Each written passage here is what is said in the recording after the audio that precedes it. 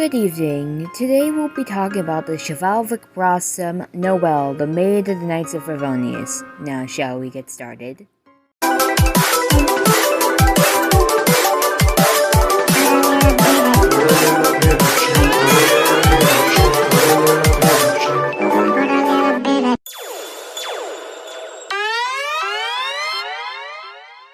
Noelle is a playable Geo character in Genshin Impact.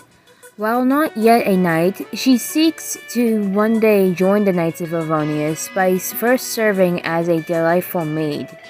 Noelle is a female character in Genshin Impact. Her birthday is March 21st, and her constellation is Prima Cordis, and her nation is Mondstadt, and she is affiliation with the Knights of Favonius. Noelle's special dish is lighter than a pancake, a variant of the tea break pancake. Noelle was released as a playable character on September 28, 2020. Noelle's voice actors for all four localized languages is Laura Faye Smith in English, Yang Ying in Chinese, Keong Takao in Japanese, and Lee Bo Hee in Korean. Noelle goes by two titles, Chivalric Blossom and Maid of Favonius. Noelle possesses a short stature, which contrasts the big and heavy weapons she carries in-game. Her eyes are olive green, and she has short, neck-length lavender hair with loop-sided braids. A braid runs down over her bangs and is clipped by a shield.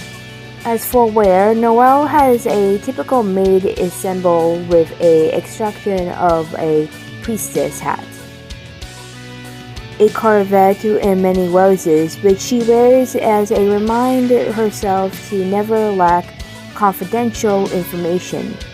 Her crimson dress has two bows, one on her hip and the other on her ear, the latter of which her geovision is sat on top of.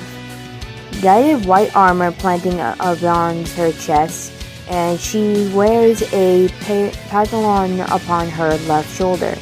She also wears black tights beneath her armored boots. Her outfit, Armor Rose, is described to be heavy in durable velvet and metal plates.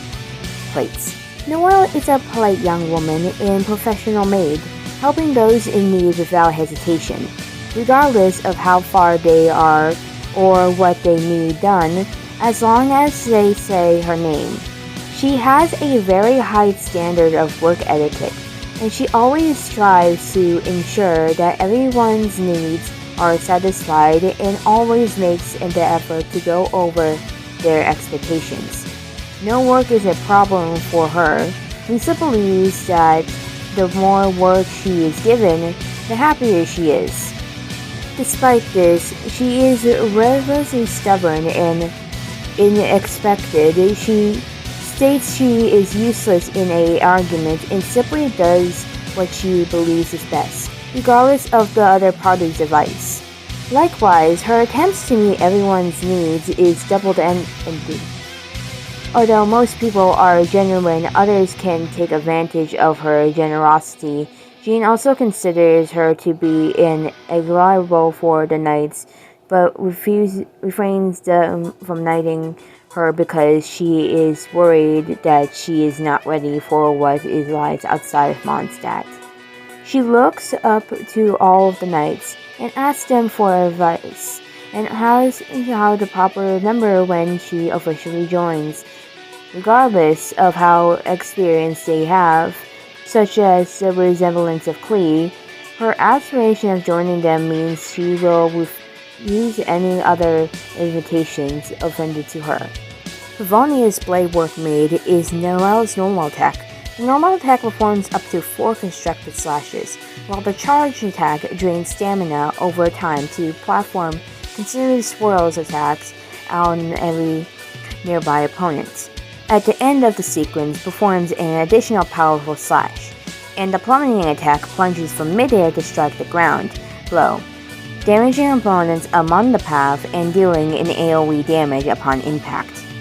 Breastplate is Noelle's elemental skill. It summons a protective stone armor, dealing geo damage to surrounding opponents, and creating a shield.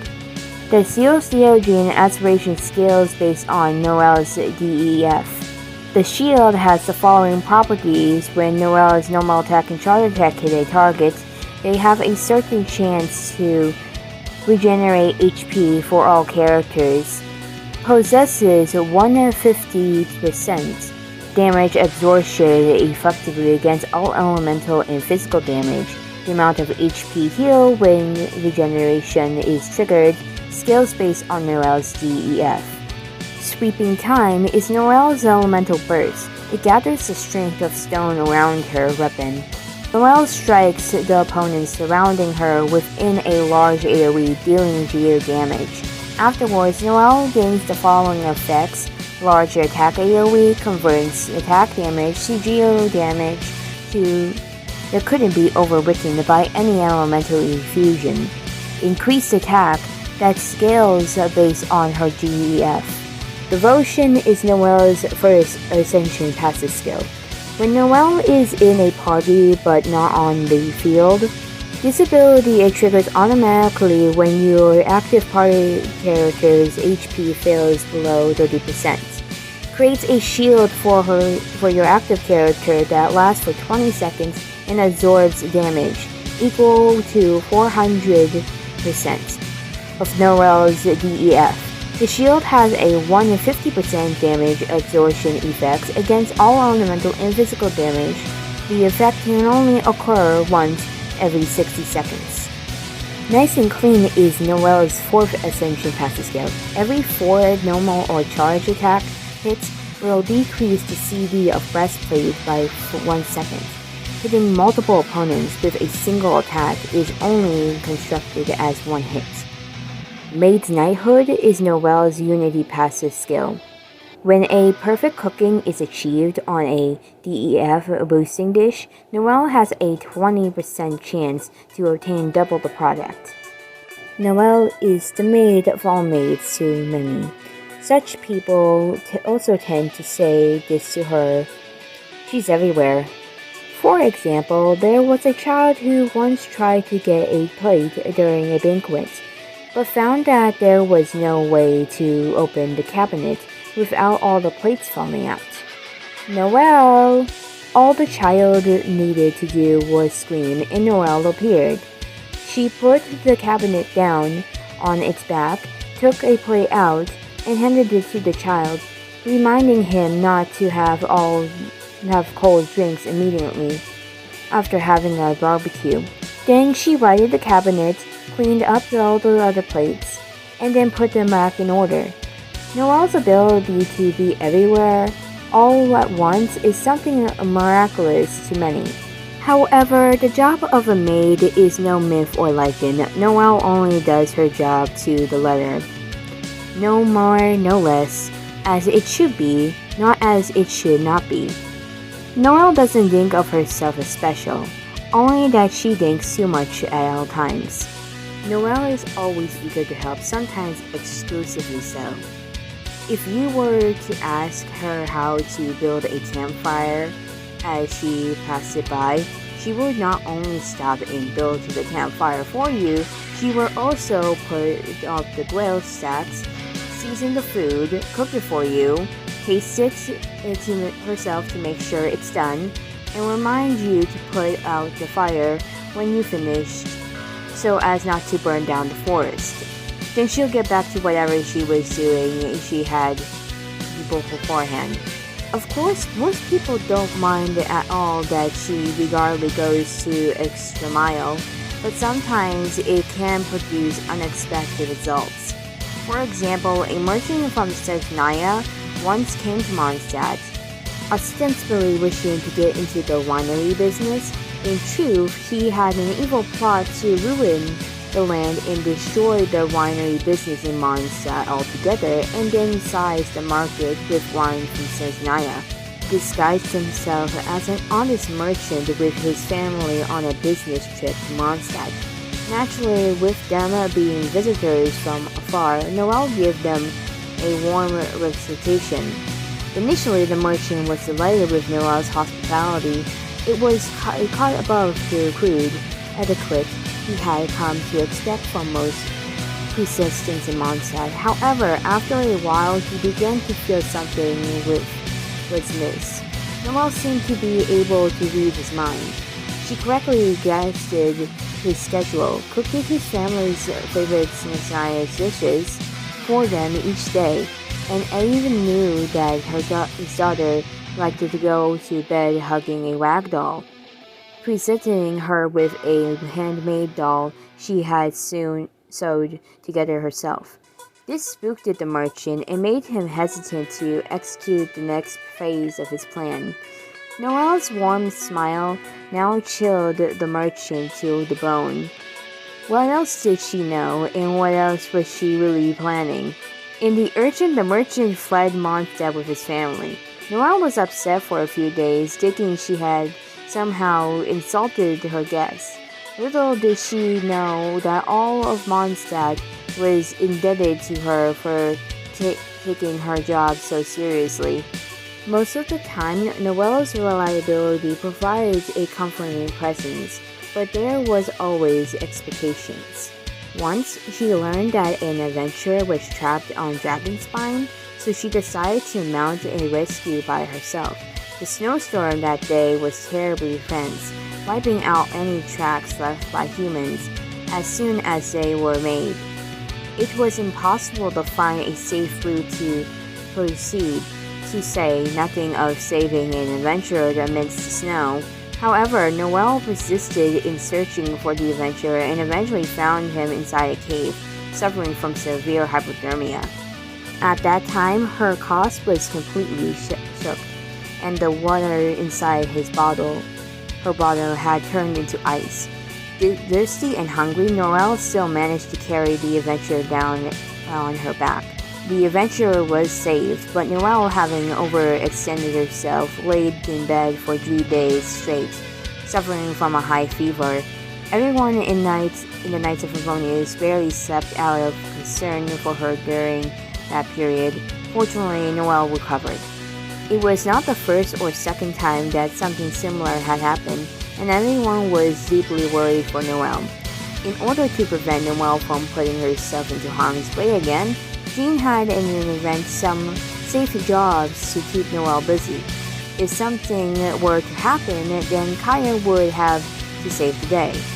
During the Storm Terror threat, Noelle was also eager to resolve the threat of its own source.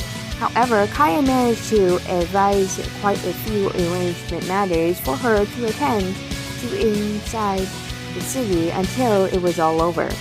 Noelle's petite form does a good job of hiding her great strength.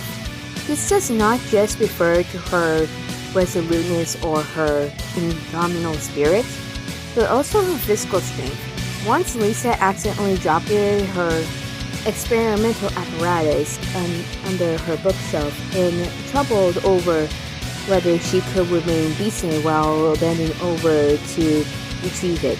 Noelle made it over in the nick of time, lifting the full bookshelf with only one hand. And not a single book fell out between her lifting it and putting it down. There was another incident in which cargo-bearing carts were attacked by pirate slimes as they tried to press through Mondstadt's side gate. As the owners were all in panic, it was Noelle again who came to the rescue, hurling the carts, cargo, and all into the cider lake, before leaping into the water and retrieving every last item. Rumor has it was that Noelle was studying the blade. She nearly sent Ragnar, who prided himself into forging skills, into displaying selection. In all, he forged over 10 different swords of different alloy compositions for Noelle, but all would lose their edge enough after a few uses. At first, Ragnar thought Noelle was unskilled, but eventually he found that the problem was more formidable. The swords weren't strong enough, putting his reputation on the line. Ragnar finally made Noelle a sturdy and heavy claymore that was further reformed by all infinity for Geo. Only then was the weapon in short barely solved. But don't worry, Noelle won't use her superhuman strength unless the situation calls for it, as she is a particular at the heart. They say, however, that every day Noelle received her custom-made claymore, she was set upon by the pair of drunken treasure hoarders who thought her as a harmless lamb. Let's just hope that no one else will ever be so unlucky. Noelle's greatest enemy, curiously, is not a person, but Ludi Harpastum itself. During Ludi Harpastum, long tables arranged in a circular shape and filled with all kinds of food will be set upon the plaza before the cathedral for everyone to enjoy. The food is usually prepared by volunteers who can cook. During this time, Noelle, who always holds herself to a high standard, joins the volunteers and courageously cooks and serves food. It's not really an additional work. What is difficult is that she insists on tasting every dish to make sure that are up to standard. The crispy moon pies and sizzling Mondstadt pork chops towards the pie me-ups. All the fried and barbecue foods, equally the parts delicious and fatty and consumably at the festival. The smiles on people's faces make Noelle truly happy. What makes her less so is seeing her larging belly. She can't help but let her sigh. For the entire month following the festival, Noelle will volunteer for the Knights of Erroneous City Night Patrol. The festival may be over, but her battle is only beginning. The maids of the Knights have many red lines that are not to be crossed, and one of these is that the professional information of the Knights must be kept in strict confidence.